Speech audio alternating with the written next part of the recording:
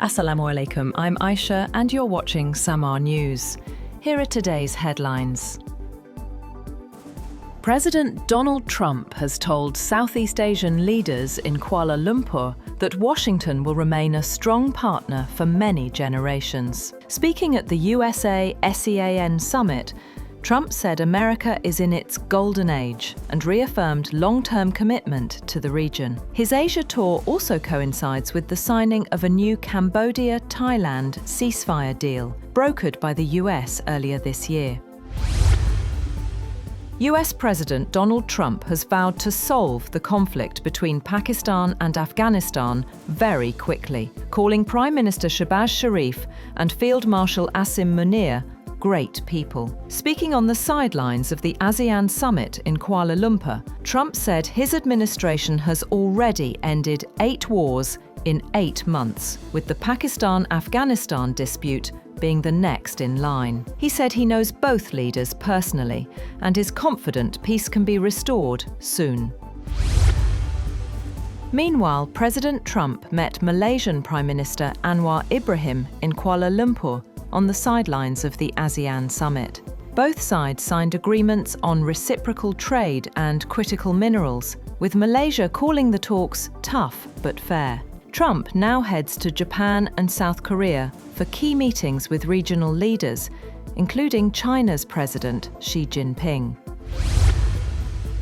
Japan's new Prime Minister, Sanae Takaichi, also attended her first ASEAN Summit in Kuala Lumpur, pledging Tokyo's full support for ASEAN's Indo-Pacific vision. She called for deeper regional cooperation as leaders, including President Trump and China's Premier Li Qiang, gathered amid rising tensions in the South China Sea and uncertainty in global trade.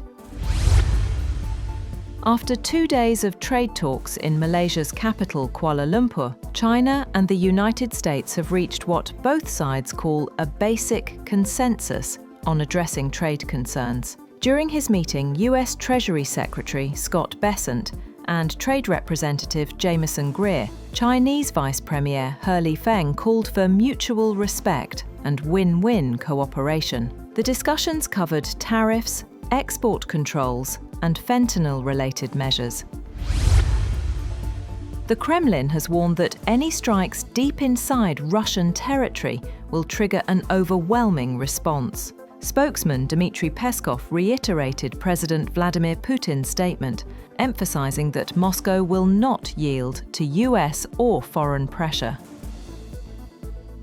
Earlier, President Vladimir Putin announced the successful test of Russia's nuclear-powered Burevestnik cruise missile, a weapon he says is unmatched globally. The missile reportedly flew over 14,000 kilometers in 15 hours, demonstrating what Moscow calls unlimited range and the ability to evade any defense system. Putin said preparations are now underway for the missile's deployment. Meanwhile, 3 people were reportedly killed and 31 injured, including 6 children, after Russian drones struck Kyiv overnight. Ukrainian officials say the attack damaged 2 high-rise apartment buildings in a residential area, as rescue teams pulled 13 people from upper floors. Mayor Vitaly Klitschko confirmed several hospitalizations, while President Volodymyr Zelensky called for stronger sanctions against Moscow and its allies, saying over 100 drones were launched in the latest wave of strikes. The United Nations Relief and Works Agency has urged Israel to allow urgent humanitarian aid into Gaza as winter sets in. UNRWA says shelter materials and winter supplies remain blocked in Jordan and Egypt, while people in Gaza struggle for warmth and safety. Despite a ceasefire deal with Hamas, restrictions and delays at the Rafah crossing continue, leaving hundreds of aid trucks stranded in Egypt's Al Arish. Meanwhile, Benjamin Netanyahu has declared that Israel alone will decide its security policy and which foreign forces it cooperates with. Speaking at a cabinet meeting, Netanyahu said the United States supports Israel's position, reaffirming that no external force will dictate Israel's security choices. The Kurdistan Workers' Party has announced it is withdrawing from Turkey as part of a disarmament process coordinated with Ankara. The PKK says it's ready to transition into democratic politics if the government passes integration laws. The Turkish government calls this withdrawal a step toward its goal of a terror-free Turkey. Argentines voted on Sunday in midterm elections, seen as a key test for President Javier Milei's economic reforms. His party hopes to gain enough seats in Congress to push ahead with deep austerity and deregulation. The vote also carries high stakes for investor confidence and a $40 billion US bailout tied to Milei's success. French authorities say they have arrested suspects in the daring $102 million jewel heist at the Louvre. One of the men was caught at Charles de Gaulle Airport while trying to flee to Algeria. The stolen crown jewels were taken in broad daylight last week, exposing major security lapses at the world's most visited museum.